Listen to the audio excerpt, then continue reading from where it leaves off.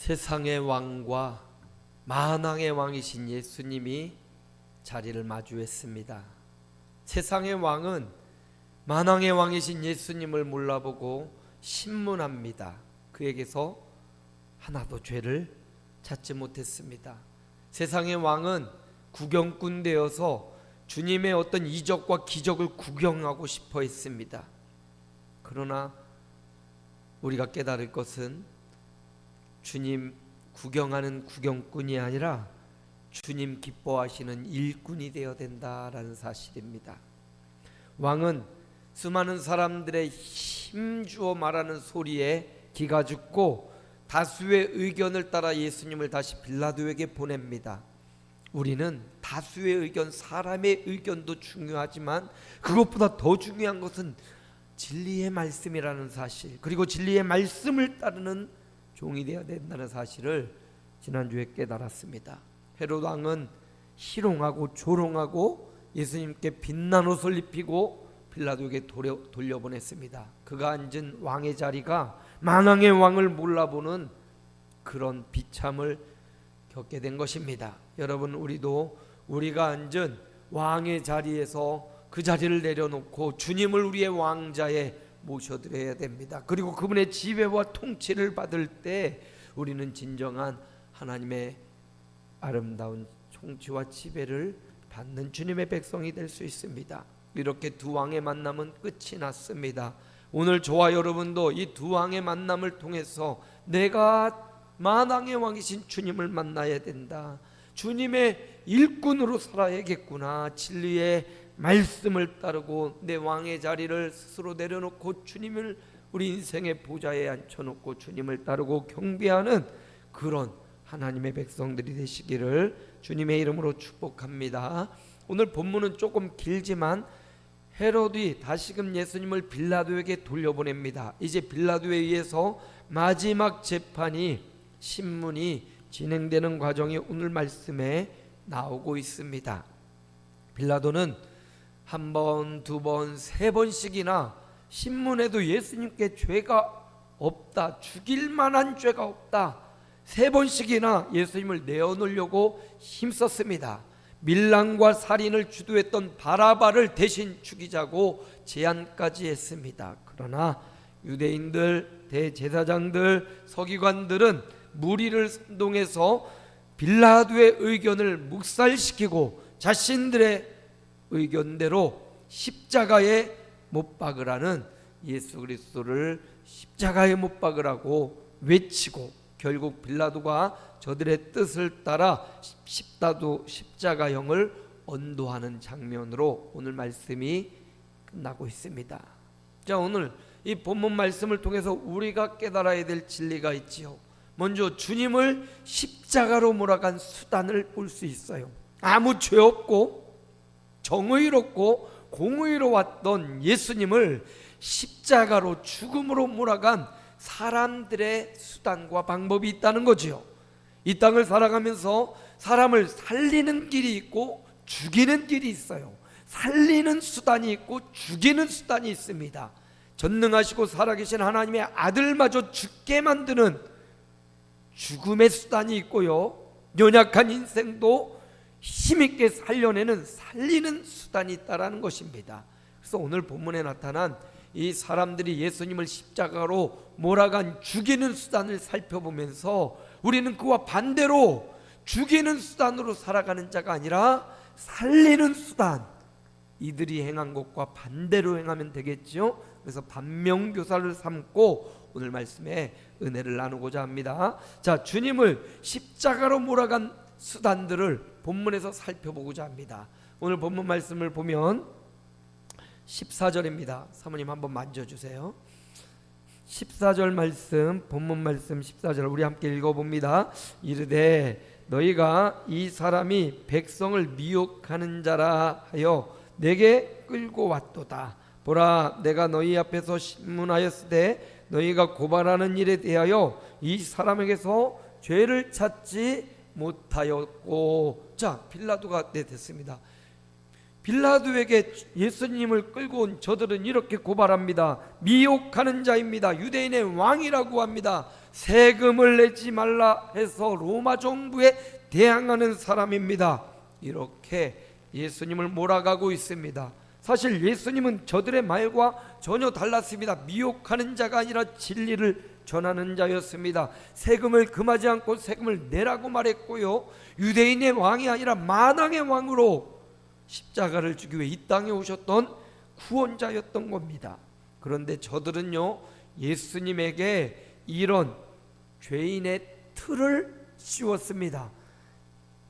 목소리를 높여 예수님이 미혹하는 사람이다, 예수님이 유대인의 왕이라고, 자칭 왕이라고 주장한다, 예수님이 세금을 거부한다라는 틀을 짜고 그 틀에 예수님을 집어넣고 예수님을 죄인으로 정죄했다라는 것을 오늘 본문이 알려줍니다. 그래도 빌라도는 공정하게 저들의 주장과 목소리를 듣지 않고 공정한 재판을 위해 따져보고 신문했습니다. 너희가 그렇게 미혹하는 자라고 하고 너희 앞에서 내가 신문하는 거 너희가 보지 않았느냐? 그런데 이 사람에게서 나는 죄를 찾지 못하겠다, 이렇게 예수님의 무죄함을 분명하게 밝혀주죠. 오늘 이 빌라도 신문했던 재판, 빌라도의 말을 통해서도 예수님이 무고한 죄악을 뒤집어 씌우셨구나, 이것을 알 수가 있어요. 자, 이렇게 빌라도가 놓으려고 3번씩이나 나는 때려서 놓겠다, 바라바를 대신 죽이겠다, 그렇게 말하자 이들은 이렇게 18절에 대항합니다. 함께 읽어봅니다. 무리가 일제히 소리질러 이르되 이 사람을 없이 하고 바라바를 우리에게 놓아주소서. 무리가 일제히 소리를 질러요. 한 사람의 소리가 아니라 거기 모여있던 많은 무리들이 함께 소리를 질러서 바라바의 올바른 판결과 판단, 이 사람은 죽일 죄가 없다, 이런 올바른 판단을 내리지 못하도록 죄인의 틀에 예수님을 씌워버렸습니다. 여러분, 죽이는 수단은 사람을 죄인으로 몰아가는 거예요. 죄인의 틀을 짜고 그 틀에 집어넣어요. 이걸 프레임이라고도 하고요, 틀이라고 하던데, 그 틀에, 죄인의 틀에 그 사람을 딱 가둬버리는 겁니다. 사람 바보 만들기 쉽다고 했죠. 그 사람 바보 만들기 위해서는 이 틀을 짜고, 저 사람 말이지 돈을 참 좋아해, 돈 욕심이 많아, 그리고 저 사람 말이지 거짓말쟁이야, 저 사람 욕심이 많아, 저 사람 하는 말마다 거짓말이야, 이렇게 소문을 내면 그 틀에 딱 맞춰가지고 아무리 정직하고 올바른 사람도 내가 봤어 이렇게 말하면서 저 사람 돈 좋아해, 저 사람 욕심 부려, 저 사람 거짓말쟁이야, 위선자야, 이렇게 소문을 내고 그 틀에 사람을 가두어 버리면 사람들은 생각합니다. 아니 땐 굴뚝에 연기 나랴? 뭔가 있을 거야. 그러니까 그 틀에 사람들이, 무리가 그 틀에 딱 갇혀버려서 예수님을 죄인으로, 그리고 십자가에 못 박으소서, 이렇게 외치고 있는 겁니다. 정확한 사실을 판단하지도 않습니다. 빌라도의 공정한 재판도 받아들이지 않습니다. 그리고는 그 틀에 씌어서 예수님을 죄인이라는 틀에 씌워버렸습니다. 예수님이 거짓말쟁이라고, 예수님이 로마 정부에 대항한다고, 예수님이 사람들을 미혹한다고, 예수님은 사기꾼이라고, 거짓말쟁이라고, 왕이라고, 이렇게 틀을 짜서 사람들에게 주입을 시키니까 사람들이 그 틀에 갇혀서 예수님을 그렇게 정죄하고 있습니다. 우리는 신앙생활, 하나님을 믿고 신앙생활하지만 사람들이 모여서 하는 신앙생활이기 때문에 말 나오기가 쉬워요. 그런데 우리가 조심해야 됩니다.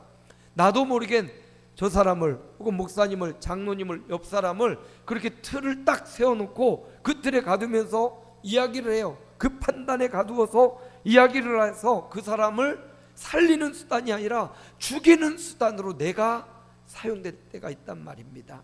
그래서 오늘 영상에서 보았듯이 루치아노 파바로티가 초창기 똑같은 목소리의 초창기 그의 공연에 사람들이 이게 무슨 소리야, 유명 가수의 소리를 들으러 왔다가 이상한 사람의 소리를 듣고 침묵했잖아요. 아들이 그를 칭찬하고 격려하자 그 노래소리를 들은 청중들이 그제야 박수를 치고, 그 후에 이 루치아노 파바로티가 얼마나 위대한 성악가인지 그들은 깨닫게 되었을 거예요. 여러분, 그러므로 우리가 칭찬과 격려, 믿음으로 틀을 씌워서 그 사람을 일으켜주고 세워줘야지, 악한 틀을 세워서 저 사람 돈 좋아해, 아이 세상에 돈 안 좋아하는 사람이 어디 있어요. 다 좋아요, 난 싫어해. 그런 사람도 돈 좋아하고 돈이 필요한 줄 알아요. 누구나 다 돈을 좋아하죠. 또 저 사람 거짓말쟁이야, 살면서 거짓말 한 번도 안 한 사람 있겠어요? 때로는 착한 거짓말이라고 해서 누구를 이렇게 보호해 주려고 거짓말하는 경우도 있잖아요. 욕심 없는 사람이 어디 있습니까? 우린 다 욕심이 있어요. 자기의 이익, 자기가 원하는 바람, 이런 게 다 있단 말이에요. 그러니 그런 사람을 죽이는 틀에 가두어서 돈 좋아해, 욕심쟁이야, 사기꾼이야, 거짓말쟁이야, 이렇게 험담하는 것, 이거는 사람을 죽이는 틀이에요. 오늘 예수님을 십자가로 몰아간 그들의 틀 바로 똑같아요. 예수님을 욕하고 죄인의 틀에 가두고 예수님이 세금을 반대한다, 로마 정부에 항거한다, 미혹하는 자다, 이렇게 죄인의 틀을 딱 씌우니까 수많은 군중들이 자세히 알아보지 못하고, 그래 아니땐 굴뚝에 연기 나랴, 아마 예수는 그런 죄를 지었을 거야 인정하고 일제히 소리를 지르고 있는 겁니다. 그러므로 예수님을 십자가로 몰아간 수단, 죄인의 틀에 예수님을 가두었다는 거예요. 우리가 여기서 받을 교훈은 그 누구도 이 죄인의 틀에 씌우서는 안 된다. 오히려 우리는 믿음의 틀로 연약한 인생들을 바라보면서 칭찬하고 위로하고 격려할 수 있는 믿음의 틀을 여러분이 소유하시기를 주님의 이름으로 축원합니다. 두 번째, 예수님을 십자가로 몰아간 수단이 두 번째, 오늘 본문 20절에도 보면 나와요. 함께 읽습니다. 빌라도는 예수를 놓고자 하여 다시 그들에게 말하되, 예수님을 놓고자 했어요. 빌라도는 예수님을 놓아주려고 했습니다. 왜? 죽일 만한 죄가 없으니까, 무죄하니까 예수님을 살려주려고 합니다. 그러자 어떻게 나옵니까? 오늘 본문의 21절에 이어서 함께 읽어봅니다. 그들은 소리질러 이르되 그를 십자가에 못 박게 하소서, 십자가에 못 박게 하소서 하는지라. 자, 여기 보니까 무리가 나오고 그들도 나오는데 예수님을 놓아주려는 빌라도의 말에 완전히 뒤돌아서고 반박하고 더 크게 소리지르며 십자가에 못 박게 하소서, 십자가에 못 박게 하소서 외치는 사람들의 소리가 들려옵니다. 여러분, 어떻게 이 사람들이 이렇게 십자가에 못 박으라고 소리칠 수 있었겠나 살펴보면, 뒤에서 이들을 선동하는 무리가 있었어요. 대제사장들과 서기관들이 그 무리 한 사람 한 사람을 선동해 가지고 예수님을 십자가에 못 박으라고 이렇게 선동했던 겁니다.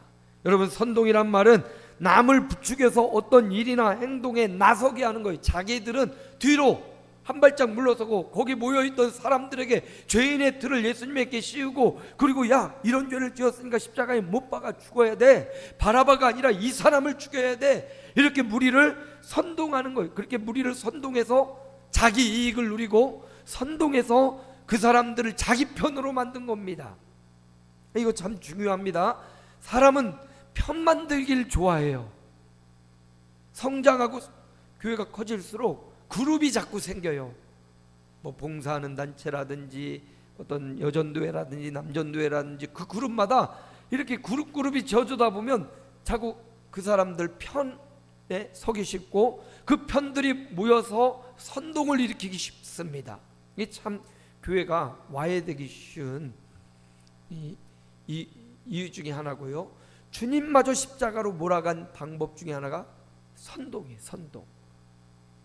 수근수근하게 하고 사람들의 마음을 선동해서 나서게 하고, 올바른 일이 아니라 나쁜 일을 해서 결국은 주님의 편에 서지 못하고 자기 편에 서게 만들어요. 사람 편에 서게 해요. 이건 선동입니다. 우리가 간증을 하고 또 기도를 하고 봉사를 하고 또 목자들이 모이고, 이건 다 그 사람 리더의 편에 서게 하려는 게 아니라 주님 편에 서기 위한 방법이고 수단입니다. 주님 편에 서게 하려고 기도하게 하고요, 주님 편에 서게 하려고 봉사도 하고 주님 편에 서려고 그룹을 지은 거지, 그 그룹에 있는 리더 뭐 목사님 편이 돼야 돼, 장로님 편이 돼야 돼, 권사님 편이 돼야 돼, 어떤 한 사람의 편이 돼야 돼. 아니요.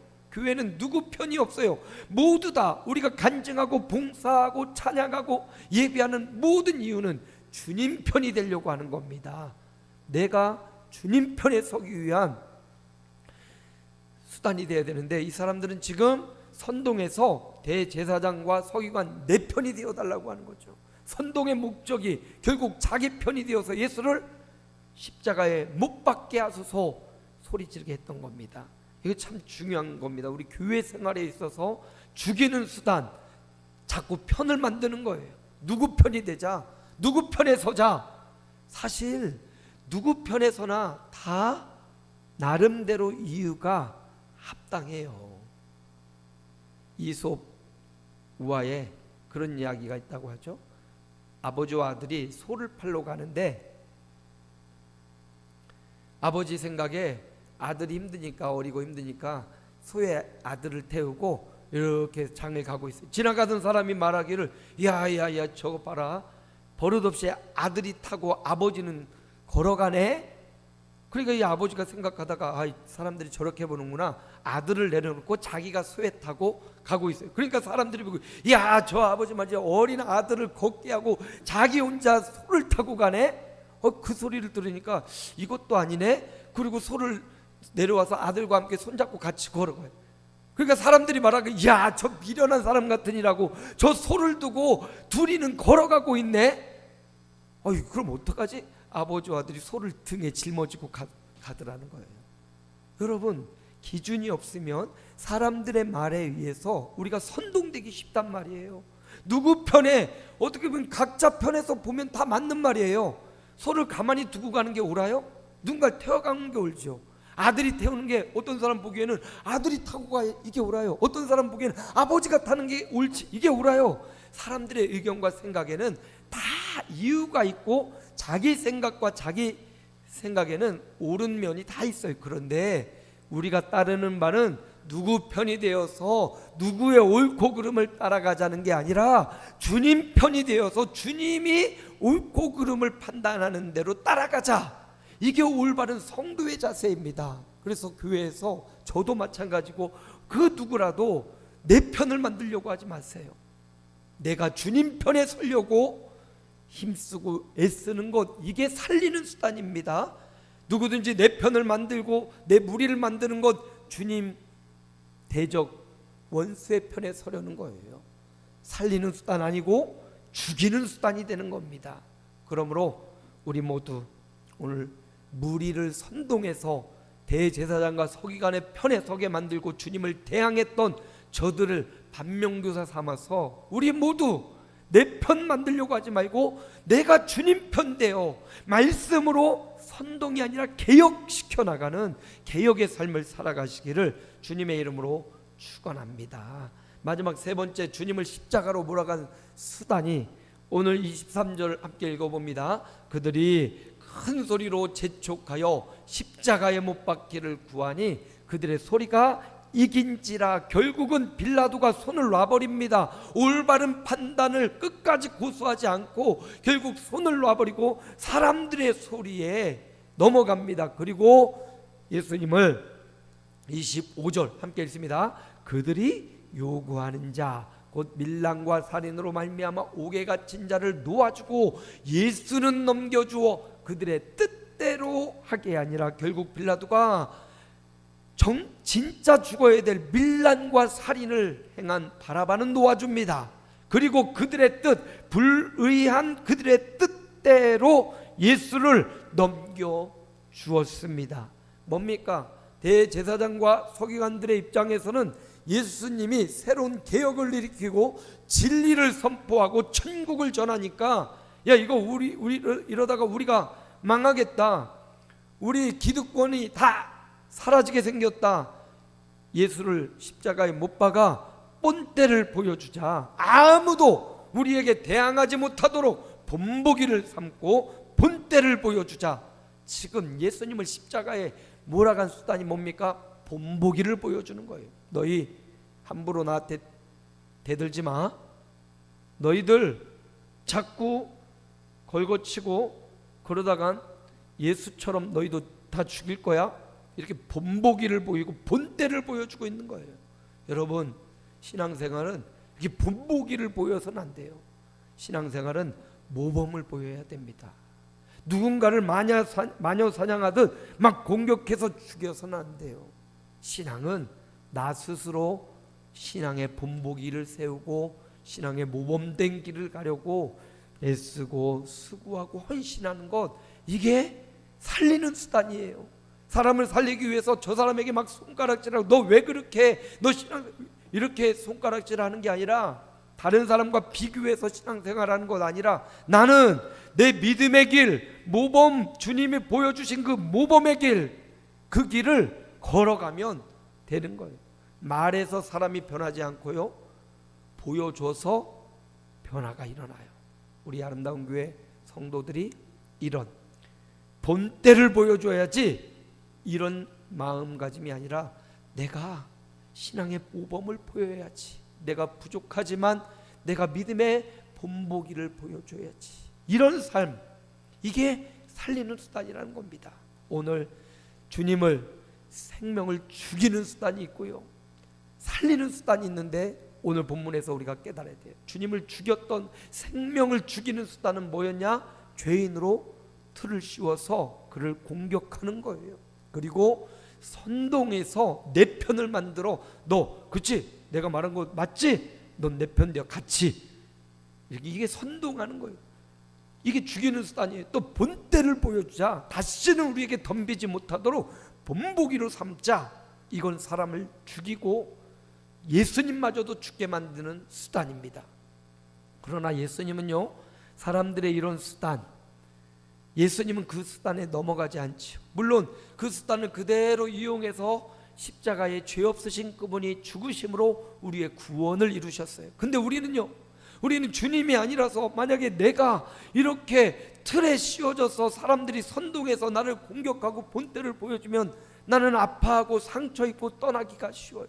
그러므로 우리는 이런 인생이 아니라 죽이는 수단으로 쓰임받는 게 아니라 생명을 살리는 수단으로 쓰임받아야 돼요. 어떻게 하면 생명이 살려주고 세워줄 수 있습니까? 그들과 반대로요, 믿음으로 틀을 쓰고 틀을 씌워야 돼요. 믿음의 눈으로 세상을 보고, 믿음의 눈으로 상대방을 보고, 믿음의 눈으로 나 자신을 바라볼 때 살리는 수단으로 우리가 쓰임받을 수 있어요. 개혁하여 누구의 편? 주님의 편. 선동하여 내 편을 만드는 게 아니라 개혁하여, 말씀으로 나를 개혁하여 주님의 편이 되고 주님의 편이 되도록 하는 것, 이게 살리는 수단이 되는 겁니다. 마지막, 신앙의 본보기, 모범이 돼야지. 본때를 보여주고 자신의 힘과 능력을 보여줘서 아프고 슬프게 하는 게 아니라 내가 신앙의 본보기, 모범의 길을 갈 때 이게 생명을 살리는 수단이라고 오늘 말씀에서 우리가 깨달을 수 있는 교훈입니다. 저와 여러분이 주님을 십자가로 몰아간 이런 죽이는 수단으로 쓰임받는 인생이 아니라 생명을 살리고 세우는 수단으로 주님 앞에 쓰임 받는 저와 여러분의 오늘 하루와 남은 생애가 되시기를 예수님의 이름으로 축복합니다. 하나님 감사합니다. 오늘도 복되고 귀한 날을 주시고 주 앞에 나와